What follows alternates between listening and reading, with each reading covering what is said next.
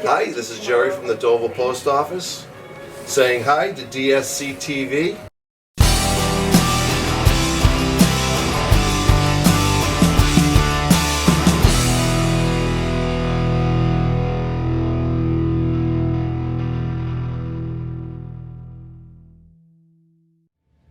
Hi, I'm Dan Murphy and you're watching Around the Towns. This episode, I interviewed Mark Sylvia of Blue Wave about the solar project in Dover, and the Sherborn Library broke ground. So without further ado, let's take a look at my interview with Mark Sylvia. Hi, I'm here with Mark Sylvia of Blue Wave to talk about solar projects here in Dover. So why don't you introduce yourself and your company? Sure. Thank you very much, Dan. Pleasure to be here. I'm a managing director at Blue Wave. Blue Wave is a Massachusetts-based solar energy company. We specialize in community solar and solar home loans, but we also develop projects like the project here in Dover, which happens to also be a community solar project. We have projects all across the Commonwealth of Massachusetts. We're very excited about the opportunity to be working here in Dover. On the community solar front, we have approximately 850 customers now, and we're generating over $4 million in savings to them through community solar. So we do a lot. Our mission is to provide solar for the 100%. So if you have a roof and you want to put solar on it, we can offer a solar loan. If your roof isn't suitable, or you don't want to put solar on your roof, we can offer community solar. So that's what we do as a firm, and we are proud to be here in Massachusetts. Okay, so let's get into the specifics of what exactly does community solar entail. Sure. So if you are a homeowner or if you're a renter and you pay a utility bill and you either can't put solar on your roof or, like I said, you don't have the opportunity to, you can take advantage of community solar, which enables you to get solar through a local solar project in your area at no upfront costs and guaranteed savings. So community solar is something that is available in different load zones here in Massachusetts. So for example, in Dover, you're in Eversource territory and you're in the Northeast load zone. So if there's a project in that utility territory and that load zone, you can take advantage of community solar. So what are typical questions that Blue Wave community solar or users sort of have for you? Yeah, so I mean, I think the biggest one is understanding what is community solar, and I think given the opportunity to talk a little bit more about what community solar is, typically consumers believe solar to be simply just putting solar panels on your roof, and that's the only way to benefit from that clean energy source. But under Massachusetts law, right. And I have the honor of having served as the DOER commissioner when we created these rules, the state allows for community solar as a opportunity for consumers of electricity. And what that basically means is you can build a solar farm in an area, and in it, typically you would have one person or two people benefiting from a solar project. A big company or a big off-taker. A lot of times, a municipality may site a project and take all of the electric benefits from that. But with community solar, you can build a project and you can make the benefits of that project available to residents and businesses. It's not just one or two off-takers. You can make it available to others. And what that means is, if you build a project, it's generating electricity. But that electricity goes into the grid, and the owner of the project gets the benefit of, that, in essence, providing that power to the grid through credits. The utility provides net metering credits. And the owner can then share those credits with businesses and residents, and businesses and residents take those credits and reduce their monthly electricity bill. So that's how community solar works. Okay, and so I think you talked somewhat about cost saving as an advantage of community solar, but what are some of the other advantages that exist? So as you point out, guaranteed savings is a very big benefit of community solar, but you're also able to access locally generated solar from a project in your area. So it's not just the case that you're getting power off the grid, you're actually benefiting from a project in your locality. That's a project that's also reducing carbon emissions, so from an environmental perspective, there's also great positive benefits to be gained. Right, and I think maybe shifting gears a little bit to talk about the project that's going on in Dover. Can we talk about some of the specifics of that? Sure. So the Dover project, it's a 1.4 megawatt DC project. It's located on the Hale Reserve. It's actually on a capped landfill, so it's reusing a site that otherwise wouldn't be usable. It's a project that is going to provide not only community solar opportunities to residents and businesses and renters, but it's also providing solar benefits to the Dover-Sherborn Regional School District, who is going to be the anchor tenant on the project.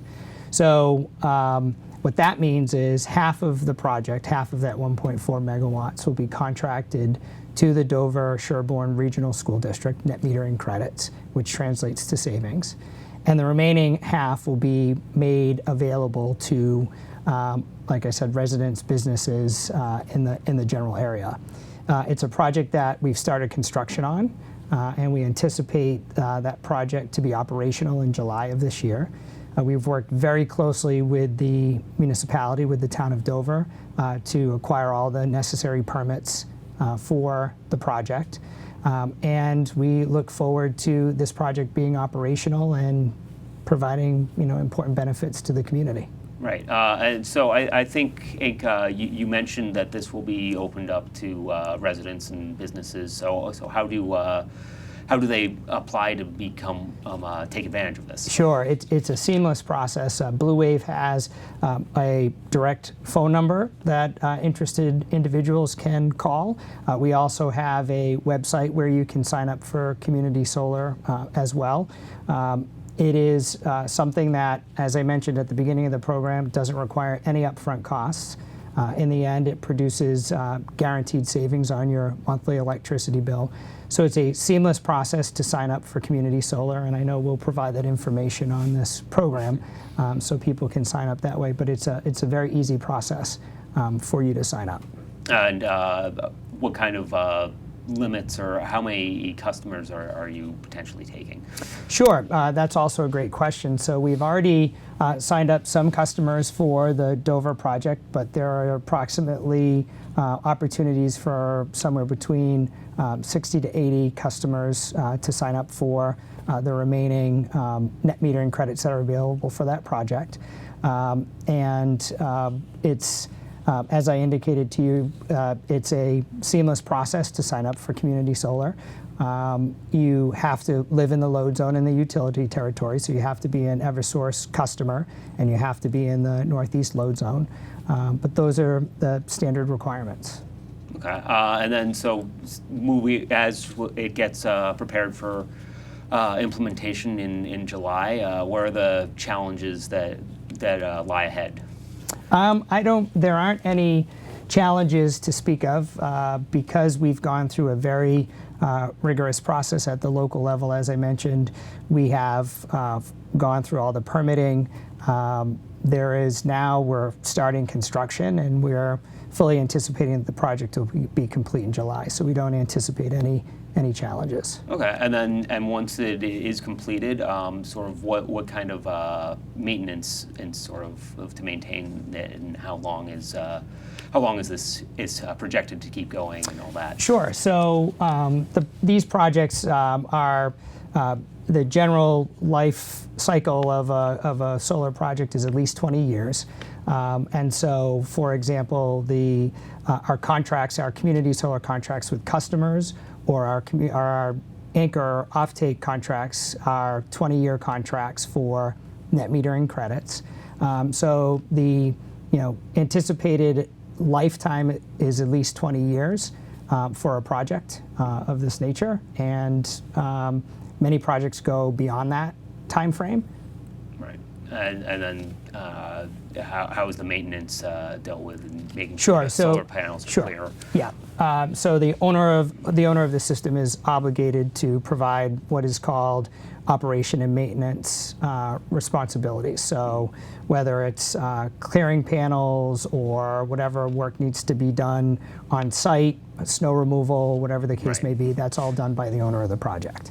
Yeah, and I believe there's also some tax benefits in potentially pushing Dover into a green community as defined by Massachusetts law Sure. as well, right? Sure. So there are two things there. Yeah. One is so the direct benefit for community solar is to both the customer who signs up for the guaranteed savings, but also in this case the town of Dover is going to get the benefit of what they call a payment in lieu of tax agreement. So the owner of the project will pay taxes, and that's through a payment in lieu of tax agreement with the town of Dover. So by this project being built, the town of Dover gets additional tax revenue.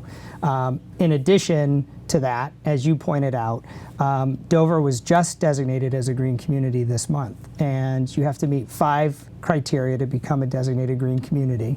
And one of those is to designate an area in your community for by right renewable energy generation. And so the town of Dover identified this particular location at the Hill Reserve for solar, and it passed town meeting. And so that enabled them to meet one of those 5 criteria. They've met the other 4, and so now they're a designated green community according to the Department of Energy Resources. That opens up the opportunity for grant funding. I believe the town, because they're a designated green community, received approximately $136,000 in grant money from DOER, and that was in part because they designated an area that then we were able to develop to provide community solar to customers. Hale is offering that same opportunity to their members, community solar from that site to their members as well. Okay, and so then I guess as sort of what's the future of Blue Wave in terms of expanding in Dover or in the rest of the state and whatnot? Sure. So as I mentioned, we specialize in community solar, and we have a robust pipeline of projects that we're developing across Massachusetts so that we can offer this to as many residents and businesses as possible. So we'll continue to develop those projects and provide those real guaranteed savings to consumers. As I mentioned, we also offer a home solar loan product. So for those who actually want to put solar on their roof, the most economical way and the way to generate the most savings for the homeowner is to actually own the system. And so we offer a loan product here in Massachusetts for those residents and businesses who wish to put solar on their roof and own the system. So that's another big part of what we do. We will continue to develop. We're a leader in community solar, and we're a leading developer here in Massachusetts. We'll continue to do that. The state is going through its regulatory process now for the next incentive program for solar. And so Blue Wave will continue to be able to do the work we do for many years to come. And we're looking to offer our solar loan and community solar services outside of Massachusetts. Most of our work is in Massachusetts, but we also have an office in the Carolinas where we're working with consumers there. And we have an office in South Africa as well. Wow. Do you deal with, if they wanted to do the home solar loan, do you deal with some of the installation or? We work through installers. Okay. So installers, there are many installers across Massachusetts who that's what they do every day is they install solar on people's roofs, and they can offer our solar loan product as a means to finance it. Okay. So I think. Well, I guess maybe conclude with this question of what's the most exciting thing happening in solar right now? Well, I mean, I would say that the whole expansion of the home solar loan, the offerings, there are more and more residents that are able to take advantage of solar loans. When the industry first started evolving, there was the lease product, which was what you may or may not be familiar with as a means for people to put solar on their roof. But the solar loan offering has expanded significantly, and I think that's important because it's enabling people to really take true value from generating solar, but also reducing their costs. I also think that community solar is a very exciting thing in solar today. It truly is giving more access to solar than what was previously available, and you're seeing more of it. I also think battery storage, the whole notion of storing renewable energy is something that certainly in Massachusetts, there's a new initiative that the state has for storage, and many in the solar industry are looking at storage as the next great offering for really enabling renewable energy to be more baseload power in our grid than what it has been before. So I would say solar loan products, I would say community solar, and then storage is another exciting thing, exciting technology. Yeah, in and the then industry. I think that there are increasing concerns about the environment, and I think conservation is very important to residents of Dover, and this provides a great opportunity to sort of respect those concerns. Absolutely. Is there anything else you want to add, or? Well, I think you just hit on a very important topic. So clean energy, and solar in particular, has multiple benefits. We talked today in large part about the economic benefits to the consumer, but it also has a huge impact on climate change issues. In Massachusetts, we have very strong goals on reducing carbon emissions, and solar is one of those means to not only generate local power, but also clean power that is helping to reduce the overall carbon emissions issue that we have, or challenge that we have. And then I guess, how could people find information about installing solar panels on the roof, if that's something they would be interested in? So if they're interested in the home solar loan or in community solar, they can go onto our website, which is bluewaverenewables.com, and there's great information for them to learn about both of those products and what we do in our team. My thanks to Mark Sylvia, Allison Rand, and everyone at Blue Wave. And now let's take a look at the groundbreaking for the Sherborn Library.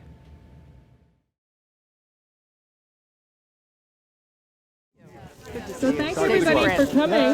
We're excited to finally be at the Sherborn Library groundbreaking. Just to give you an idea of what we're going to try to do today, we're going to be brief, but we're going to I'm going to do a quick welcome and some thank yous.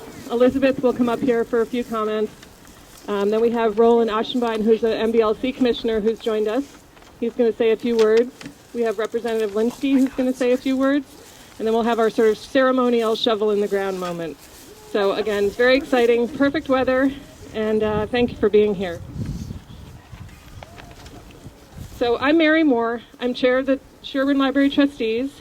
And before I get started with all the thank yous, because there are a lot, I want to just let everybody know how personally rewarding it's been for me to be on this project. As I was heading out the door the other night to another meeting, my daughter Charlotte, who's here somewhere, said, "Mom, why do you go to so many meetings for the library?" And I told her, well, it's something I believe in. It's a way for me to give back, and most of all, it's work worth doing. So I'm very excited that we're finally at this moment after years of work worth doing. Andrew Carnegie said that a library outranks any one thing a community can do to benefit its people, and I love that quote. And I love that the story of the Sherborn Library is one of such generosity and community of spirit, benefiting all of the residents. In 1860, Sherborn was one of the first towns in Massachusetts to take advantage of an act by the General Court allowing the establishment of a community public library. The town library was originally housed in various locations around Sherborn until 1914, when William Dowse built the Dowse Memorial Library in honor of his parents. The town library here, that we've enjoyed since 1971, was a gift of was a gift by residents Mary B. and Richard Saltonstall.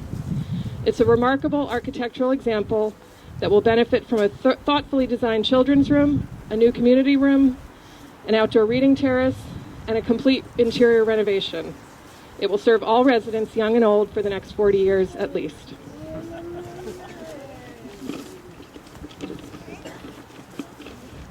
So we want to thank, first of all of our donors. More than 250 families and individuals contributed to our capital campaign. The campaign committee members skillfully guided our fundraising efforts, and we're really overwhelmed by the generosity of so many people in town. Thank you. We want to thank the MBLC for the grant. Thank you. And thank you also for your guidance helping us navigate the grant process. We want to thank to all the residents who voted unanimously to support this project at town meeting. That was such a big moment. Thank you to the Friends of the Sherborn Library, past, present, and future. You guys are the lifeblood of volunteerism in town, and you contributed to the success of the project in so many ways. We want to thank the Community Center Board Foundation for helping us find a temporary space during construction. If you haven't been over to check out the new library, it's simply remarkable how we've fit in there. And I think Elizabeth and her staff have done a wonderful job making it very comfortable. We want to thank the Library Building Committee and the Planning Committee that preceded it. These volunteers have skillfully and cheerfully guided us through lots of hard work, budgets to overcome in what has to be one of the sort of most a busy building boom in recent history. I mean, how they've gotten us to this point is remarkable, so thank you.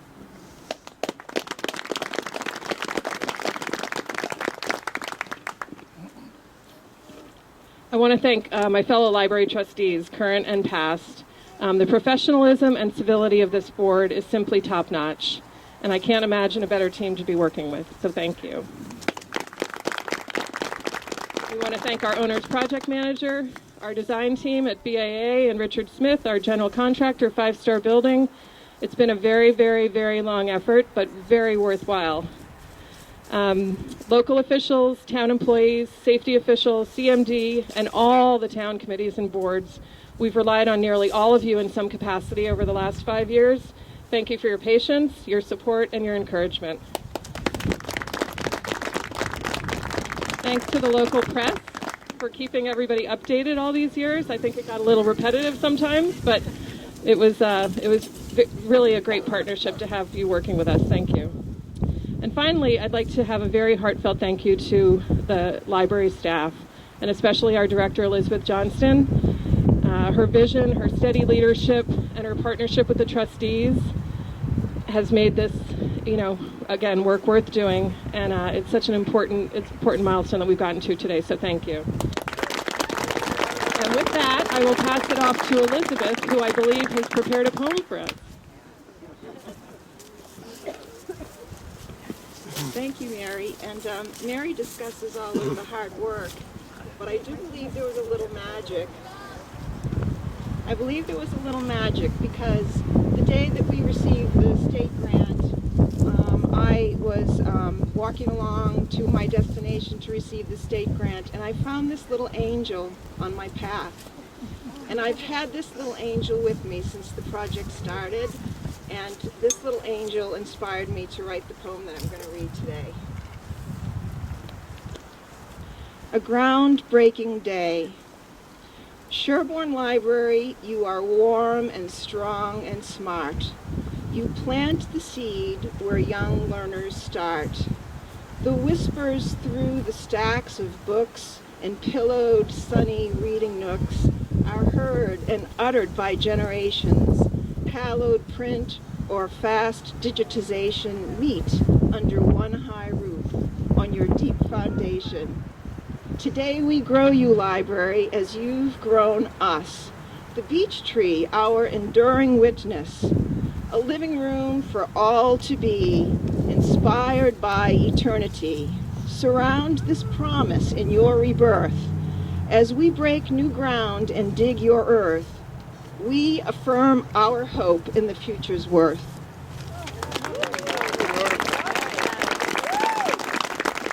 And now I would like members of the Board of Library Commissioners that have attended today's event. And Roland Oceanbine is here, as well as Rosemary Walters, the building consultant, and Lawrence Barra, one of the other building consultants who guided us in the project.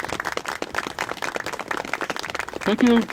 It's an absolute pleasure for me to be here today representing Governor Baker and the Massachusetts Board of Library Commissioners, and on behalf of the Governor and the Board, and on behalf of Diane Carty, our Director, and on behalf of Rosemary and Lauren back here, our staff building specialists, and Celeste Bruno right there, our Communications Director, we wish to offer you a hearty congratulations. This is a very major milestone, one of extraordinary significance. I can relate a little bit. I was myself, and we had a very similar library renovation project in my town, an expansion project, and I was a trustee at the time. This was in 2008, and it was a building committee chair and planning committee chair, and so I was into it up to my ears. And I remember on the groundbreaking, the day of the groundbreaking, the thought occurred to me that, geez, this is real. I mean, this is really real now, and we are committed to go. After years, and in my case, and I think in your case too, it was literally years of planning to get to this point. So, congratulations.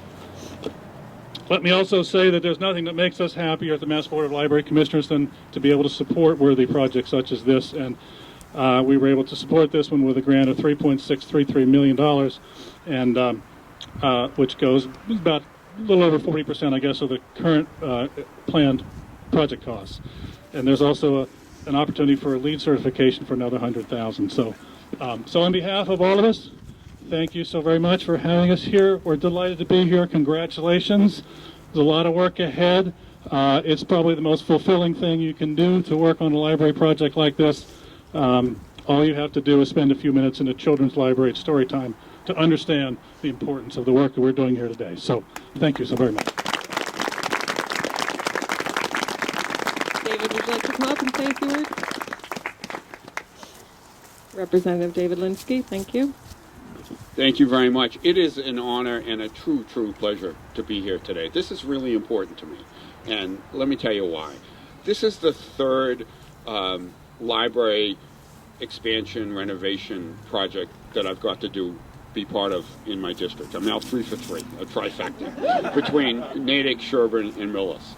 And let me tell you a little bit about what happened when Natick and Millis expanded and renovated their libraries. Almost immediately, usership of those two libraries doubled. Absolutely doubled. If you build it, they will come. And it's more than just a library. They are community centers. At the Natick Library and the Millis Library, there are concerts, there are lectures, there are films. People just go and hang out. And it is so important today. You know, let me tell you, that libraries are important today, you know, because they're repositories of facts, and they're repositories of science. And I think that that's really important in today's world.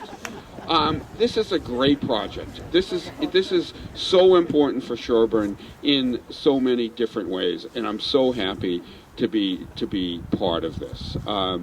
It's going to be something that will be here for years and years and years, and long after I'm gone, long after most of the people here are gone, not the kids, but I'm just so happy to have been a part of this, and I've had the pleasure of working with Elizabeth and the library trustees on this, and I've had to yell at a few bureaucrats along the way, as they know, to make sure that this thing gets done. And I'm just looking so very much forward to coming here and using the Sherborn Library. So in recognition of that, this week, I'm going to give this to Elizabeth. The Massachusetts House this week passed a resolution to congratulate the Sherborn Public Library on this auspicious occasion. So I'll just read the important parts. Be it hereby known to all that the Massachusetts House of Representatives offers its sincerest congratulations to the Sherborn Public Library in recognition of the groundbreaking of the new Sherborn Library. The entire membership extends its very best wishes and expresses the hope for future good fortune and continued success in all endeavors, given this, the 20th day of January 2017 at the State House, Boston, Massachusetts, by Robert A. DeLeo, Speaker of the House, and offered by myself, Representative David Linsky, on behalf of the people of Sherborn. So congratulations. Thank you.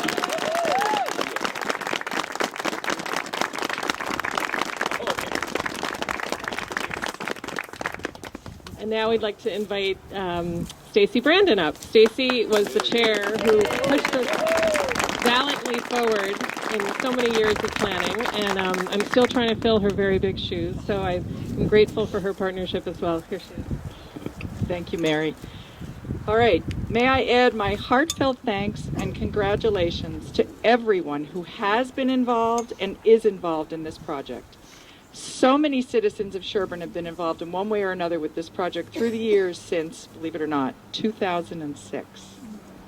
To be here to begin the construction of a larger living room of the community, Sherborn Library 2.0, as we're calling it, is truly exciting and an honor. So, let's grab our shovels and let's get her done.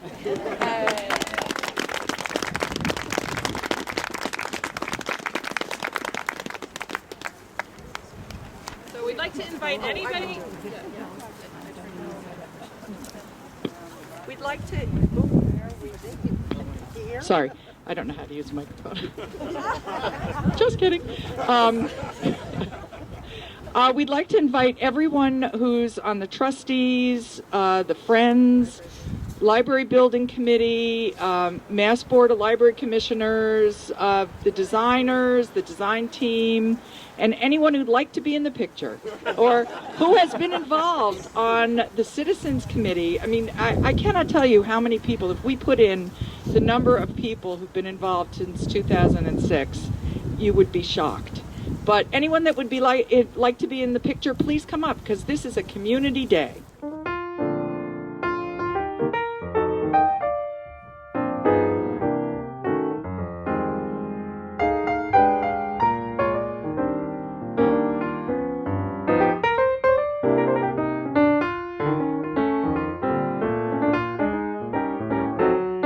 My thanks to everyone appearing on this episode.